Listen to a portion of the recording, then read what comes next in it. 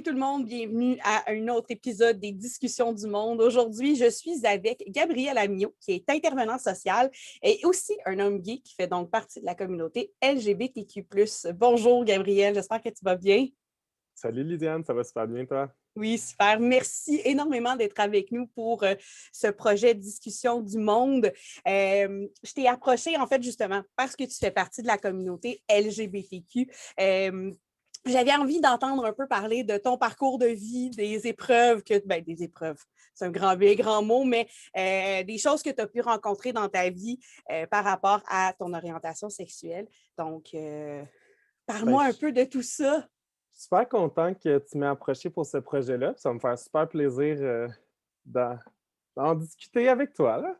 Super. Fait que dans le fond, rapidement, moi, j'ai parlé que tu étais intervenant social. Puis, bon, comme je disais, tu es un homme gay aussi. Donc, parle-moi un peu de ton parcours de vie, autant au niveau de ta quête d'identité que du travail que tu fais. OK. On remonte loin, Oh, là. ben non, pas si pire, là. Je suis pas un ancêtre quand même. Mais OK, ben dans le fond, je vais y aller au niveau personnel en premier, puis j'irai vers le professionnel. Ça s'est comme enchaîné naturellement pour moi. L'un allait avec l'autre. Fait que dans le fond, mon Dieu, je ne sais pas d'où commencer dans le temps, mais mettons, je vais commencer, j'avais, mettons, secondaire 1, 2, 3. Au début de mon secondaire, même je dirais peut-être fin primaire, hem, j'avais toujours senti que j'étais un peu différent, tu sais, un peu différent des autres, mais je pense que tout le monde peut avoir ce sentiment-là, un jour ou l'autre dans sa vie, là, tu sais, c'est pas quelque chose qui est spécial ou qui est particulier aux personnes qui font partie de la communauté LGBTQ+. Je pense que tout le monde peut avoir une différence quelconque, là, peu importe c'est quoi au final, puis de se sentir pas à sa place ou différent des autres pour peu importe la raison. Mais bref, moi, ça m'est quand même resté ce sentiment-là assez longtemps. Puis je t'avouerais que j'avais pas beaucoup de diversité autour de moi. Tu sais, dans le sens que, puis on retourne pas assez loin que ça, là. Moi, en secondaire 1, ça fait peut-être 15 ans de ça. Puis déjà à ce moment-là, je trouve que j'avais pas beaucoup de modèles autour de moi. Moi, je ne savais même pas c'était quoi l'homosexualité là, à ce moment-là. Donc, je me posais des questions, mais je pouvais même pas mettre de mots sur ce que j'étais. Jusqu'en peut-être secondaire facile, 3, 4, où est-ce que là, j'ai compris que, ah, OK, l'homosexualité, c'est quelque chose finalement. Il y a un mot qui explique comment je me sens, OK? C'est parce que je suis attiré envers les garçons, puis c'est normal finalement. Je suis pas bizarre. Puis, ouais, c'est ça, pareil, tu sais. Puis, ça m'a pris quand même un temps avant de l'accepter moi-même. Puis je pense pas que c'est à cause de la fermeture autour de moi. Au contraire, je pense que j'avais quand même des personnes ouvertes autour de moi, autant au niveau de ma famille que mes amis. Je n'ai jamais senti d'homophobie ou de fermeture, tu sais, de manière générale par rapport à ce sujet-là. Mais c'est difficile quand même de soi être, premièrement, sûr de ton affaire. Pas que pas que c'est genre you can never go back, désolé de l'anglicisme, mais tu sais, c'est pas comme si tu pouvais pas revenir en arrière puis dire que moi, finalement, c'était pas tant ça, mais c'est quand même un gros step. C'est quand même un gros pas de dire, ben, je fais mon coming out, puis une fois que tu le dis, c'est comme, c'est ce que tu es. On dirait que ça l'officialise un peu le tout. Ça fait peur quand même. C'est comme une tache de peinture sur un mur blanc. C'est ça, c'est comme, elle est là, tu sais, elle est là. Tu l'as mis, tu as commencé, t'as commencé ta peinture, tu sais, ben, il faut que tu fasses avec maintenant, tu sais. Mais bref, donc j'ai commencé plus à en parler sur Internet au début. Je dirais que ça a été la manière que j'ai trouvée pour en parler. Il y avait des forums de discussion avec d'autres jeunes à travers le Québec, avec qui j'ai parlé de mes interrogations, c'est ça, de mes craintes. Entre autres, ben, évidemment, la crainte numéro un, c'est de ne pas se faire accepter. Mais donc là, on m'a rassuré, évidemment, avec tout plein de beaux messages d'encouragement. Et j'ai commencé à en parler, justement, peut-être en secondaire, fin secondaire 4, début secondaire 5. C'est là que j'ai vraiment commencé à en parler. Fait que quand même, j'avais 15, 16 ans là, à ce moment-là. OK.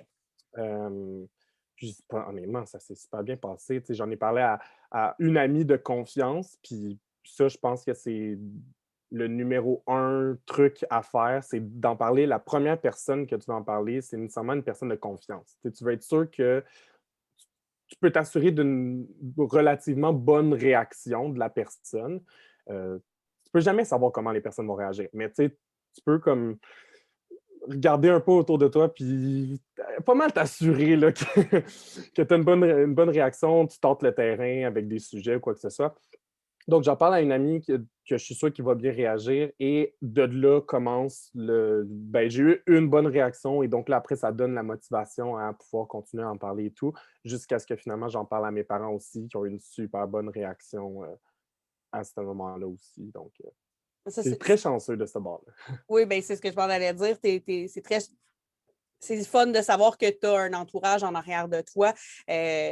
Mais ce n'est pas toujours le cas. Je sais que ça peut être plus difficile chez certaines personnes. Je ne sais pas, as-tu, sans nécessairement tomber dans les conseils, mais est-ce que tu as des ressources qui pourraient peut-être, parce qu'on parlait de coming out, est-ce que tu as des ressources qui pourraient peut-être bénéficier à des jeunes qui se sentent moins à l'aise parce qu'ils sentent un peu plus de fermeture de la part de leur entourage?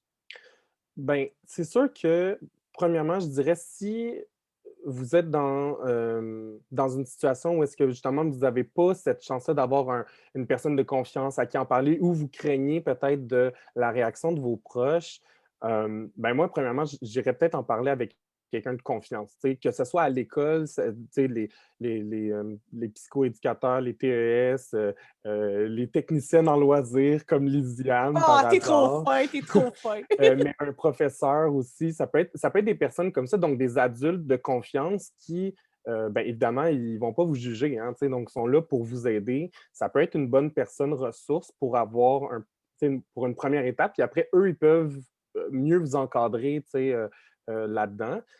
Sinon, ben, on est quand même dans un moment de COVID là, présentement, en 2021, donc les lignes d'écoute tel jeune, jeunesse j'écoute, c'est des super bonnes places à appeler ou ben, ça peut être appel, mais ça peut être clavardé en ligne, même texté maintenant. Là, fait que c'est des gens c'est des intervenants qui sont disponibles 24 heures sur 24, 7 jours sur 7. Super bon aussi, un moyen d'avoir de l'aide. Super. Bon, tu sais, on parlait que bon, tu as quand même eu la chance d'avoir un entourage, bon, je me répète, là, mais qui était quand même très ouvert à ton coming out. Mais est-ce que dans ta vie, autant personnelle que professionnelle, est-ce que tu as rencontré des regards différents, des commentaires, des choses qui ont été peut-être un peu plus difficiles à vivre, étant donné, j'aime pas utiliser le mot, mais étant donné ta différence, on va le mettre entre guillemets, là, Ouais. ton unicité. Ah, ouais, t'aimes mieux ça. Ah, ça, c'est encore mieux. T'aimes mieux ça. Mais ben, je te dirais que oui, puis non. C'est drôle, hein, parce que tu dis ça, puis moi, au secondaire, là, je me souviens, à l'intérieur de moi, je le savais. Je le disais pas, je n'avais pas les mots pour le dire, mais je savais qu'est-ce qui se passait quand même. Puis, les gens autour de toi, là, sont pas cons, là, tu sais. Ils voient qu'il y a quelque chose qui te tracasse, ils voient qu'il y a quelque chose euh, que tu parles pas ou qui te bloque, tu sais. Puis oui, effectivement, je pense que j'ai reçu des commentaires ici et là pas très agréables de gens qui comprenaient pas ma situation, qui étaient du moins pas très empathiques avec ce que je vivais, disons-le respectueusement de même. Et donc oui, ça l'a occasionné certaines comme moments pas le fun, disons. Mhm. Encore là, je pense que j'ai quand même été chanceux dans le sens que j'avais un bon entourage, j'avais des amis qui étaient là avec moi, puis ils se foutaient un peu de ce que les autres pouvaient bien penser de moi. Donc, même si je n'étais pas le cool kid de l'école, parce que ben, je n'étais pas le populaire, là, mais j'avais quand même mes amis avec moi, puis eux, tu sais, c'est eux que je veux qui m'apprécient. Les autres, comme tu m'apprécies pas, ben, tant pis pour toi, là, tu sais, c'est comme moi, j'ai mes amis, tu m'apprécies pas, ben, tu peux apprécier d'autres personnes, puis c'est bien correct comme ça aussi. Une belle leçon de vie pour les jeunes, peu importe où ils se situent dans leur sexualité. Tout à fait. Ou dans leur vie. Super. Écoute, attends une minute, je vais juste retrouver mes questions parce que bon, dans ton. on parlait que tu étais intervenant social. Qu'est-ce qui Ouais. tu disais qu'il y avait un lien entre ton parcours de vie et le choix de carrière que tu as fait. Est-ce que tu es capable de nous en jaser un peu plus? Ouais, ben, tout à fait. Ben, tu sais, comme je disais, moi, j'ai reçu de l'aide des autres de la communauté, des autres membres, si je peux dire même, il y a pas de carte VIP, là, mais des autres personnes de la communauté LGBT pour faire mon coming out. Puis moi, ça m'a vraiment beaucoup aidé. Puis je trouve que un moment donné, j'ai eu un moment dans mon parcours scolaire où est-ce que je me demandais qu'est-ce que je voulais faire. OK. Je voulais-tu aller en santé? Je veux-tu aider les... Moi, mon but, c'était je voulais aider les autres de manière très large. Puis l'option numéro un quand tu as, quand un parcours avec j'avais quand même des bonnes notes, c'est ben va en santé. Hein, tu sais, va aider les gens, là, sauve des vies. Là, tu sais. Puis, mais bon, moi, les mathématiques, désolé à tous les profs de mathématiques, c'était pas mon fort. Fait que en santé, mathématiques, ça va comme un peu ensemble. Fait que, il fallait que je trouve peut-être une autre manière d'aider les gens qui ne nécessitaient pas des mathématiques. Et ben, j'ai trouvé le travail social, en fait, en fouinant un peu, savoir qu'est-ce que les gens qui aident les autres font. Et donc, le travail social est venu par lui-même. Donc, j'ai décidé d'aller en technique de travail social. Puis, automatiquement, moi, au cégep, dans une technique particulièrement, on fait des stages. Hein. Et donc, moi, au moment de choisir mes stages, c'était clair, net et précis. Je veux aller dans un organisme LGBT. Je veux redonner à ma communauté. Je veux aider ces gens-là. Et c'est ce que j'ai fait en stage final. Donc, j'ai travaillé avec un organisme qui s'appelle Réseau, qui est un organisme à Montréal pour les hommes gays, bisexuels de la grande île de Montréal. Et j'ai vraiment aimé ça. C'est vraiment...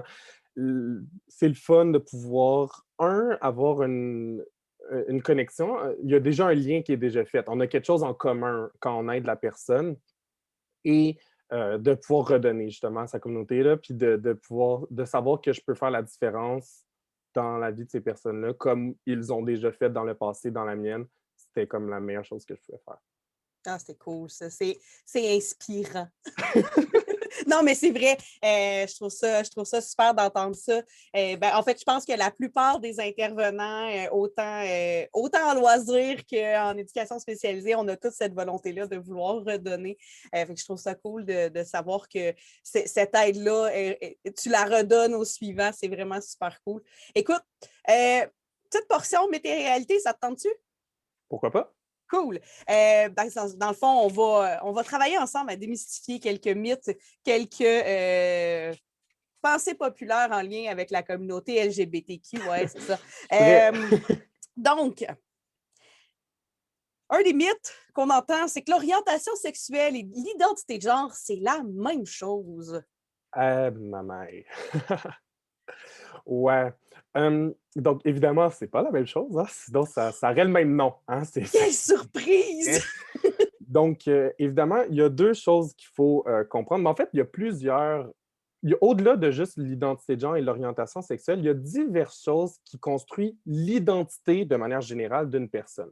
Au niveau identité sexuelle, on pourrait parler entre autres de trois choses. Premièrement, il y a l'orientation sexuelle. Ensuite, il y a l'identité de genre et il y a l'expression de genre.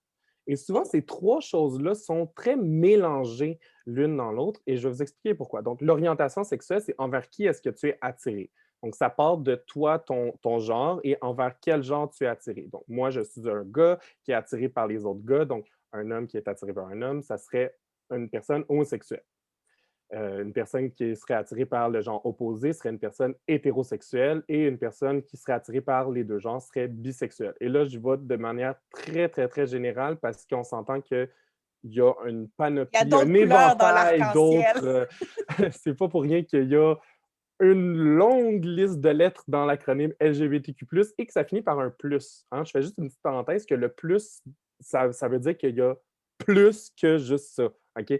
Qu'il y a d'autres lettres qui Parce que s'ajoutent à sinon, ça. ça devient plus prononçable. Moi, je suis rendue à LGBTQI2A+.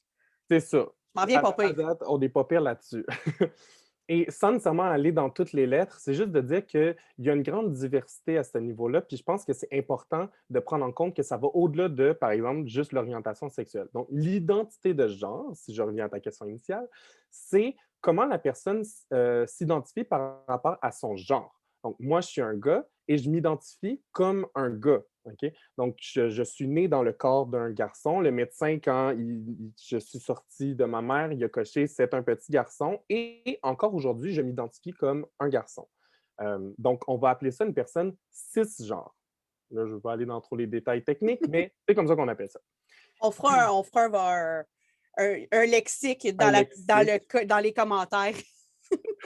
Et donc, si ce n'avait pas été le cas et que je m'étais ressenti plus comme étant une fille, donc j'aurais pu ensuite faire différentes transitions pour peut-être ressembler plus physiquement, par exemple, à une fille ou vouloir faire d'autres transitions au niveau hormonal ou chirurgical pour justement avoir un corps qui ressemble à comment est-ce que je me sens. Et c'est vraiment important de dire que c'est vraiment comment la personne se sent dans sa tête, OK? Ça n'a pas rapport avec ses organes génitaux, OK?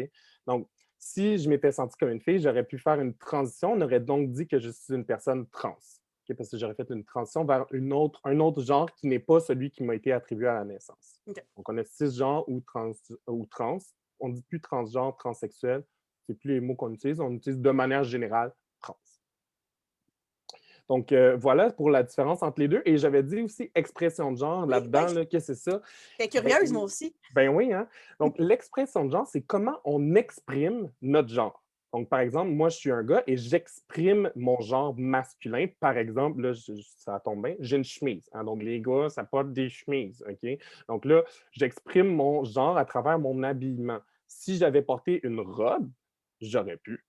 Est-ce que ça aurait fait de moi une fille? Absolument pas. Si je me considère comme un garçon, mais je peux quand même porter une robe. Donc, mon expression de genre à ce moment-là aurait été une expression féminine parce que, typiquement parlant, les filles, ça porte des robes. Là, on ne va pas se soutenir là-dessus. C'est ce que la société a décidé. OK? Donc, l'expression de genre ne détermine pas non plus l'orientation sexuelle ou l'identité de genre d'une personne. Une personne, mettons un garçon hétérosexuel, pourrait porter des vêtements féminins et rester un garçon et rester hétérosexuel. OK? Donc, la manière que la personne s'exprime, c'est complètement en dehors de ces deux autres catégories. OK. Donc, juste pour être sûr qu'on a bien compris, on répète. L'expression de genre, c'est comment on affiche son genre.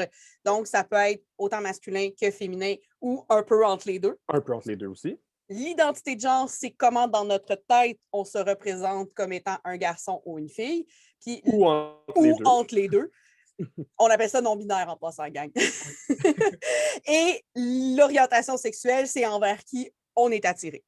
Exactement. Hein? Donc, d'un extrême gauche, mettons, homosexuel, jusqu'à l'hétérosexualité, et il y a tout le milieu entre les deux. C'est ça. Hein? On colore de la couleur qu'on veut entre les deux. Mais c'est important de dire qu'il y a Ouais. un milieu entre les deux, hein, parce que souvent, on a l'impression que c'est un ou l'autre, hein, homme ou femme, gay ou hétérosexuel, mais il y a un continuum, hein, entre ces deux extrêmes-là, et n'importe qui pourrait se situer à travers de ce continuum-là, peu importe son orientation, peu importe son identité, peu importe son expression. Puis la beauté de la chose, c'est que ça change. Oui!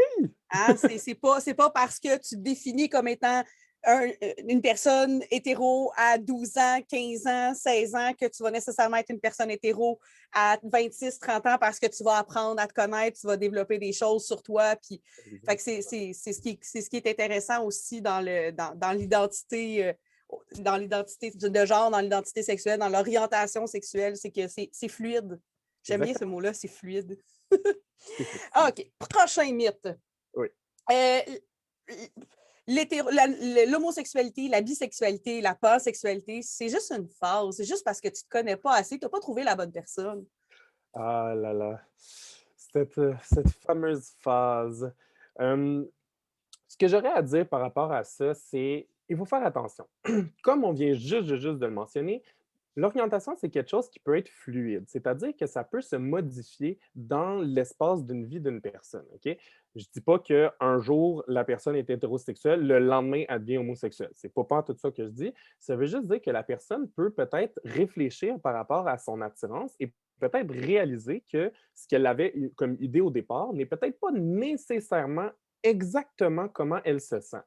La meilleure exemple que je pourrais donner à ça, c'est par exemple la bisexualité et la pansexualité. Encore là, je ne veux pas aller dans les débats de c'est quoi la différence entre les deux parce qu'il y en a qui disent qu'il y en a une, il y en a qui disent que c'est la même chose. Prenons pour acquis que ce n'est pas la même chose. Donc, la bisexualité, de sa définition, bi, ça veut dire deux, hein. Donc, il y aurait, entre guillemets, deux choix. Donc, la personne serait attirée soit par les garçons, soit par les filles. Donc, les pourrait tomber en amour ou être en relation amoureuse avec ces deux personnes-là. Et la pansexualité, pans, ça veut dire plusieurs. OK? Donc, la personne inclut, justement, quand on parlait de continuum, ben, on inclut tout le continuum d'identité de genre. Donc, non seulement juste les garçons et les filles, mais ça va aussi inclure, par exemple, les personnes trans, les personnes non-binaires, les personnes qui se sentent un peu à l'extérieur de la binarité homme ou femme. OK? Donc, une personne, par exemple, pourrait se dire, ben moi, je suis bisexuelle, mettons, à 14 ans, elle parle de son orientation sexuelle, elle dit, ben moi, je pense que je suis bisexuelle, et à 18 ans, tombe en amour avec une personne, et cette personne-là, elle est trans. Puis là, elle se repose, puis elle se dit, ben là, moi, j'ai toujours pensé que j'étais bisexuelle, mais là, c'est une personne trans, je l'aime, je suis attirée par elle. Est-ce que ça veut dire que la personne est encore bisexuelle? Ça se peut. Est-ce que la personne pourrait redéfinir son orientation sexuelle puis dire, ben finalement, tu vois, moi, je pensais que j'étais bisexuel, mais avec les expériences que je vis présentement, ben peut-être que pansexualité, c'est un mot qui me va mieux, hein, parce que ça l'inclut, c'est plus précis par rapport à comment je me sens vraiment par rapport aux personnes. Donc, moi, peu importe c'est quoi leur genre, ça ne me dérange pas, OK? Donc, je me sens plus pansexuel. Donc, ça pourrait être ça, par exemple. OK, cool. Merci. OK. Prochaine question. En fait, pas question, mais prochain mythe, c'est que les lesbiennes sont toujours plus masculines, puis les gays sont toujours plus efféminés. Ah, ça là. Ah, ce fameux mythe. Il faut faire attention avec ça, OK? Parce que le problème avec les stéréotypes et les mythes, c'est que, évidemment, si tu cherches quelqu'un qui va correspondre à ce stéréotype-là, tu vas en trouver. OK? C'est ça la vie. Un stéréotype, ça existe parce qu'il y a des gens qui y correspondent. Mais il y a aussi beaucoup de gens qui n'y correspondent pas. OK? Donc, c'est qu'il faut faire attention à une généralisation. OK? On reprend encore le concept d'expression de genre. Une personne, une fille lesbienne, par exemple, peut avoir une expression de genre très féminine ou plus masculine, sans que ça ait rapport avec son orientation sexuelle. De la même manière qu'une fille hétérosexuelle pourrait avoir une expression de genre plus masculine ou plus féminine. Donc, est-ce que parce qu'une fille est, est plus, s'habille plus, mettons, avec des vêtements dits masculins, ça veut dire qu'elle est nécessairement lesbienne? Absolument pas. Elle pourrait être hétérosexuelle, pourrait être bi, peu importe, parce que c'est deux choses qui sont pas connectées l'un envers l'autre. Cool, cool. OK. Donc, la bisexualité, c'est de l'homosexualité non avouée. Ah! Non, Là, tu as comme eu un avez vu mon. frisson de dégoût, là. Oui, vous avez vu ma face a changé. Écoute, encore là, c'est que c'est qu'il faut pas cadrer les personnes dans des bulles ou dans des étiquettes ou dans des boîtes. Comme la personne, elle peut être ce qu'elle veut, là, comme, tu sais, dans le sens que si la personne est bisexuelle, elle est bisexuelle. C'est possible d'être attiré par les garçons et par les filles. Puis est-ce que ça se peut que la personne soit, mettons c'est un garçon qui est bisexuel, j'aime bien ça prendre cet exemple-là parce qu'on en entend moins parler drôlement. Donc, prenons un garçon qui est bisexuel et il est en couple avec une fille. Il est encore bisexuel? Absolument. Ça ne change pas. Sauf que si, mettons, il passe le reste de sa vie avec cette fille-là, ben, tout le monde va dire qu'il est hétérosexuel, hein. Donc, la chose, c'est que la bisexualité, elle est souvent invisibilisée. Et là, c'est un beau mot à rajouter au dictionnaire, invisibilisée, parce qu'on ne la voit pas. OK? Donc, une personne qui est bisexuelle, là, elle n'a pas un chum puis une blonde. OK? C'est pas de même que ça fonctionne, la bisexualité. Là. C'est un autre concept, ça. Ça, c'est le polyamour. C'est ça, là. Ça, on est dans une autre catégorie complètement. Là. Mais donc, la bisexualité, c'est que la personne, c'est possible qu'elle soit en amour avec un garçon ou avec une fille, peu importe. Donc, si mettons, c'est une fille puis elle est bisexuelle, elle est en couple avec une fille, le monde va dire ah ben elle est lesbienne. Puis si elle est en couple avec un gars, elle va dire ah ben elle est hétérosexuelle. Il n'y a jamais un moment qu'ils vont dire ah ben oui, elle est bisexuelle. C'est l'un ou l'autre. Encore une fois, c'est une manière un peu euh, dommage de la société de comme invalider les personnes bisexuelles comme si ben il faut que tu te branches un jour, tu n'auras pas le choix de te brancher. Théoriquement, la personne n'a pas à se brancher, dans le sens, si elle est en couple, mettons, je reviens avec mon exemple du gars qui est en couple avec une Mmh. fille toute sa vie, c'est vrai que pendant cette relation-là, la relation, elle est hétérosexuelle. C'est vrai, ça c'est vrai. Mais si un jour, là, je sais pas moi, 10 ans plus tard, ça ne fonctionne plus avec cette fille-là, mais qui sait, peut-être qu'il va retrouver l'amour avec un garçon après. Donc, c'est juste qu'il ne faut pas oublier que la personne, parce qu'elle est en couple, elle n'a plus d'orientation sexuelle, comme ah, elle est rendue hétéro. Mais non, elle est encore bisexuelle, même si elle est en couple avec une fille, par exemple, si on donne l'exemple d'un garçon. Euh, alors, écoute, celle-là, c'est un mythe surprise. Je t'en avais pas parlé avant. Vas-y. L'aromantisme et la sexualité, ça n'existe pas. Ils n'ont juste pas trouvé l'âme sœur encore. Ah ah! Ah ah! Ça, c'est une bonne question parce que, encore une fois, c'est quelque chose qui est pas souvent parlé, j'avouerais. Aromantisme et asexualité, c'est quand même deux concepts qui est relativement nouveaux dans notre vocabulaire, pas parce que ça n'existait pas, mais c'est parce qu'on n'en parlait pas. Hein. Donc, quand on parle de aromantisme ou asexualité, le préfixe a, ça veut dire absence de, ou pas de romantisme ou de sexualité. Donc, quand on parle d'une personne asexuelle, on va parler d'une personne qui est soit homo, hétéro, bi, peu importe, mais que la sexualité n'est pas nécessairement quelque chose de nécessaire, elle ne ressent pas le besoin dans sa relation. Est-ce que ça veut dire que la personne est célibataire pour toujours? Absolument pas. Ça veut dire que la personne peut être en couple, mais que la sexualité, ça ne sera pas un élément, un enjeu là, important dans leur relation. Peut-être que ça risque d'être un enjeu si l'autre personne n'est pas asexuelle, mais ça, c'est une autre affaire.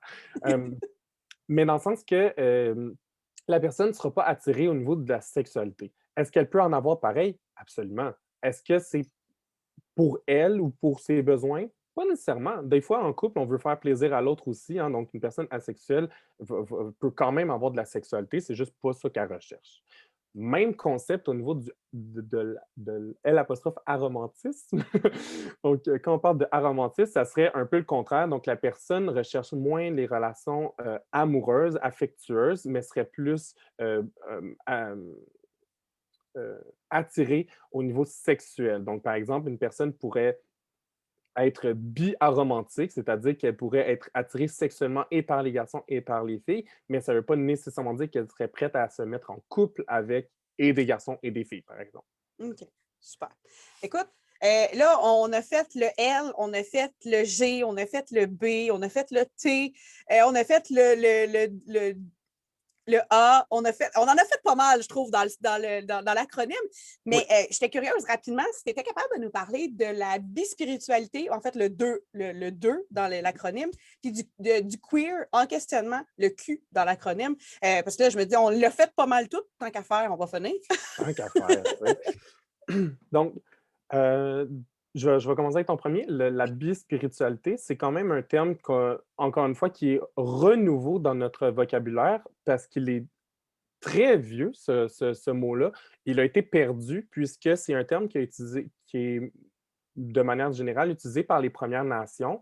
Donc, malheureusement, la colonisation a fait que ben, ces personnes-là, entre autres les personnes bispirituelles, ont été pas mal éradiquées. Donc, c'est un mot qui est disparu avec le fait que les colons ont colonisé l'espace. Là, je ne veux pas aller dans un cours d'histoire, c'est pas ma force non plus. Donc, désolé au prof d'histoire. Mais donc, en gros, quand on parle de bispiritualité, c'est c'était une croyance qu'il y a certaines personnes qui étaient habitées par un âme et féminine et masculine en un, et ces personnes-là avaient un statut plus important que les autres. OK? OK. Là, de là à expliquer pourquoi, qu'est-ce qui faisait que, il faudrait honnêtement parler à une personne de Première Nation qui serait beaucoup plus spécialisée là-dedans. Mais donc, de manière générale, c'est des personnes qui avaient hautement plus d'importance due à leur dualité d'avoir les deux, et le côté féminin et le côté masculin. OK. On a perdu ça. C'est revenu parce que justement, les personnes des Premières Nations veulent se réapproprier les mots, leur culture. Et donc, c'est pour ça qu'on en entend plus parler et qu'on l'a rajouté dans l'incluant dans notre super Acronyme. LGBTQA2+, toutes les autres. Et là, maintenant, le Q, le queer, le enquestionnement, je sais que c'est un terme parapluie, mais qui vient beaucoup questionner les gens. Parce que là, c'est comme, mais oui, mais c'est quoi? Ça vient d'où? Le pourquoi, du comment? Donc, je te laisse le micro. Ben, écoute, bon, en questionnement, ça se dit par lui-même, hein. Donc, une personne qui est en questionnement, ben, fait quand même partie de la communauté LGBTQ+, même que des fois, on va même rajouter le A pour allié, hein. Donc, quand on parle d'une grande lutte, de la lutte pour la communauté LGBTQ+, ben, on a besoin des alliés, hein. Donc, des fois, on va rajouter allié aussi. Donc, quand on parle du Q, la lettre Q pour queer, effectivement, ça peut être compliqué à comprendre. Je vais y aller avec deux définitions très simples, puis de manière générale, les personnes vont adhérer à l'une ou l'autre, ou à aucune des deux, là. Mais à peu près ces deux définitions-là conviennent. Donc, la première, c'est au niveau euh, d'une revendication. OK? Donc, le mot queer, c'est, comme tu as dit, un mot parapluie qui veut dire beaucoup de choses, mais dans le passé, c'était utilisé comme une insulte en anglais contre les personnes homosexuelles. Donc, on les traitait de queer finalement. Et force de vouloir se réapproprier ce mot-là, les gens ont commencé à s'identifier comme étant queer. Ils ont dit, ben, tant qu'à nous traiter de queer, on va être queer. OK? On va Donc, l'assumer. c'est ça, on va l'assumer. Regarde, tu veux me traiter de queer? Ben, je suis queer. Maintenant, tu vas me dire quoi? Tu vas m'insulter comment? Je suis ce que tu me dis que je suis. Ben oui, je suis queer. T'sais. Donc, les gens se sont réappropriés ce mot-là. Et donc, de manière générale, quand on parle d'une personne queer, ben, ça pourrait dire que cette personne-là fait tout simplement partie de le LGBTQ+. OK? Donc, ça pourrait être une personne qui s'identifie aux luttes ou aux mouvements de l'identité et de l'orientation sexuelle. Première définition. Deuxième définition, qui est un peu plus, je dirais plus utilisée de manière moderne, c'est un rejet des étiquettes. OK. Donc, les personnes qui vont utiliser le mot queer vont dire, ben moi, j'ai pas envie de mettre une étiquette, t'es soit hétéro, t'es soit homo, t'es-tu un homme, t'es-tu une femme, t'es-tu ci, t'es-tu ça. Et au lieu d'avoir mille et une étiquettes que les gens ont choisies, hein, aussi, parce que c'est ça qui est fâchant aussi, c'est que si t'es un gars qui aime les gars, c'est pas toi qui choisis ton étiquette, c'est la société qui dit, ben t'es un gars qui aime les gars, donc t'es gay. OK. C'est ça ton étiquette. OK? Oh, oui. C'est comme un rejet de tout ça, de dire, moi, j'ai pas envie que vous décidez pour moi. Moi, je vais décider pour moi. Et donc, moi, je vais prendre le mot queer et c'est ça mon identité. Donc, OK. c'est quoi mon orientation sexuelle? Queer. C'est quoi mon identité sexuelle? Queer. C'est quoi mon expression de genre? Queer. Parce que c'est moi qui ai choisi ce mot-là et c'est moi qui se l'ai réapproprié pour m'identifier. Donc, par exemple, on a un bel exemple québécois, un Cœur de pirate, qui a fait son coming out queer il y a quelques années déjà. Mais c'est ça qu'elle voulait dire. Quand elle a dit queer, elle a dit, moi, je ne veux pas vos étiquettes, c'est moi qui a la maîtrise de qui je suis et je suis queer. Donc, Gabrielle, dernière question avant la rafale. Si tu avais un message à adresser à nos élèves, aux parents qui nous écoutent, puis à tous ceux qui veulent bien nous écouter en lien avec la diversité, l'ouverture à l'autre, la quête d'identité, ça serait quoi? C'est une grosse question. Oui, ça m'arrive Euh, des fois. c'est philosophique. Le moment philosophique de la capsule. Je te dirais que j'ai deux messages. Me permets-tu de faire deux messages? Tout à fait, vas-y. Parfait. Donc, mon premier message, ça serait pour tout le monde. Puis mon deuxième message, ça va être plus particulièrement pour les jeunes sont en questionnement ou de la communauté qui s'identifient à la communauté LGBTQ+.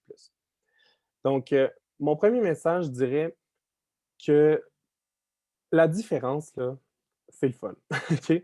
Puis on a tous quelque chose qui nous rend différents. Puis je vais reprendre les mots de Lysiane au début de cet entretien-là. Euh, à place de voir ça comme des différences, voyez ça comme quelque chose qui vous rend unique. OK? Parce que c'est ça qui est le fun, c'est de voir ça de manière positive. Au lieu de dire ah, moi, je suis la seule personne qui ne fait pas comme les autres ou qui est différente des autres, ben voilà comme hey, moi, je fais quelque chose que les autres ne font pas. Hein? Moi, je suis différent des autres. Hein? Et que ce soit quelque chose que vous avez choisi, que c'est vous qui faites, ou quelque chose que vous n'avez pas nécessairement le contrôle. Hein? Comme par exemple, moi, je suis homosexuel, c'est pas moi qui ai le contrôle là-dessus, c'est pas moi qui ai choisi ça, mais ça me rend unique pareil. Puis, en plus, ce qui est le fun, c'est que à force de voir que tout le monde est différent, tu réalises qu'il y a des gens qui sont similaires à toi, qui sont semblables, qui ont des parcours de vie qui vont peut-être être similaires, qui vont te parler plus que d'autres. Puis, ça fait cette force-là, c'est que cette différence-là, c'est ce qui vous rend unique, ben, il y en a plusieurs qui le partagent ensemble, puis ça fait un gros tout de personnes qui est différent. C'est beau. Hey, ça, c'était Kéten, puis j'aime ça. Puis ton deuxième message pour les jeunes directement, en fait, qui s'identifient à la communauté ou qui se demandent s'ils doivent s'identifier à la communauté. Mon message, il va s'adresser plus à ceux qui sont en questionnement, particulièrement ceux qui ont peur, ceux qui trouvent ça difficile présentement. Euh, je veux vous envoyer un petit message d'espoir, puis dire que l'important, c'est de s'accepter soi-même. OK? Je sais que des fois, ça peut être fâchant ou ça fait peur de devoir décevoir des gens autour de soi, de ne pas se faire accepter par tout le monde. Euh, Ça fait peur. C'est normal. On veut être aimé, on veut être accepté, mais il faut penser à soi. OK? Puis, il y a des gens qui seront pas d'accord, il y a des gens qui vont être d'accord, mais si tu n'es pas heureux pour toi, tu ne pourras pas vraiment pleinement vivre ta vie telle que tu le mérites, finalement. OK? Donc, je sais, des fois, c'est ça. Peut-être qu'il va y avoir des gens déçus, mais il faut penser à soi. Puis les autres, ben, ils vont finir un jour par comprendre. Ils vont finir un jour par voir que c'était parce que ça va te rendre plus heureux comme ça. OK? Donc, premièrement, ça. Deuxièmement, il y a un beau concept qui, ben moi que je l'ai appris de la communauté LGBTQ+, mais il existe sûrement ailleurs aussi, c'est le concept de famille choisie. OK?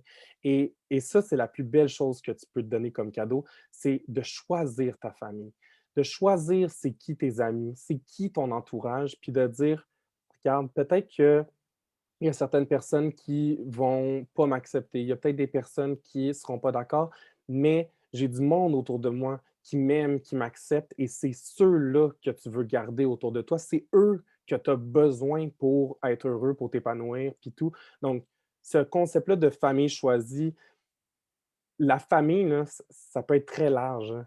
C'est pas obligé d'être de sang, ça peut être de cœur aussi, OK? Ça peut être de sentiment. Puis je pense que de garder ce concept-là en tête, ça peut être bien important, bien intéressant. J'aime vraiment ça, ton concept de famille choisie. C'est un peu de dire on se trouve un endroit sécuritaire.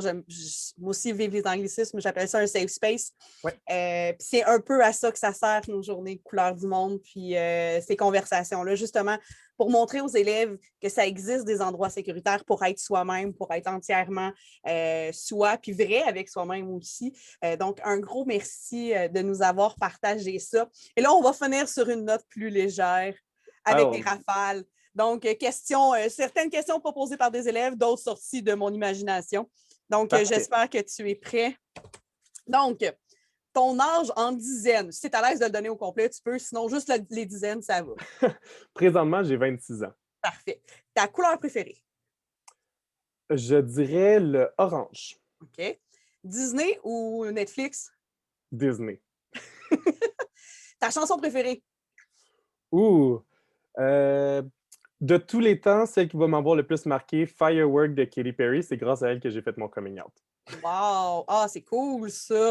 Es-tu plus Céline ou Ginette? Étant Oh Céline my Dion ou Ginette Renault, God! là? Ben oui! Ben, pour de vrai, désolé à tous ceux qui sont fans de Céline, je l'aime vraiment beaucoup Céline, mais Ginette, c'est tellement une icône que je vais y aller avec Ginette.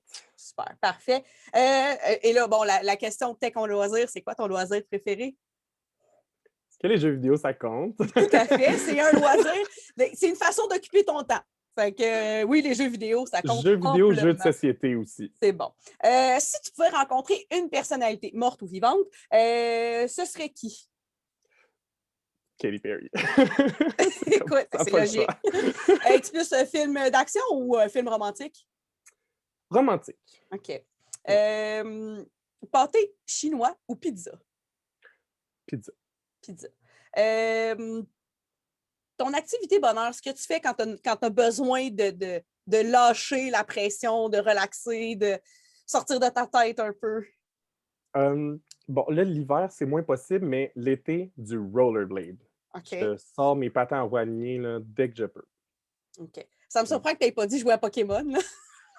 Ça aurait pu être ça aussi. Pour de vrai, il y a plein de choix, là, mais rollerblade, sortir dehors, avoir de l'air frais, là, des fois, ça fait du bien. Là. Surtout, moi, ça m'a sauvé pendant le confinement là, de pouvoir faire de l'exercice individuel. Donc, Ton Pokémon préféré? Allons-y pour ça. oh my God, je vais y aller avec Teddy Ursa. Et là, la version en français, je ne sais même pas c'est quoi. OK, c'est Fait qu'il bon. va falloir que tu Google Translate ça, man. C'est bon. Puis, dernière question, montagne ou plage? Plage. Plage, puis c'est bon ça. Écoute, encore une fois, un énorme merci, Gabrielle. C'était vraiment super intéressant, super pertinent. Et puis, j'espère que les élèves vont apprécier, que les parents vont apprécier aussi. Et puis, encore une fois, un gros merci. Tu es la bienvenue quand ça te tente pour revenir en vrai, Ça va j'espère, faire un jour. plaisir. Donc, je te remercie encore une fois, puis je te souhaite une bonne suite. Comme Pocahontas. Ouais. Merci, merci. Merci Merci à beaucoup. toi, Lisiane. Bye Bye! bye.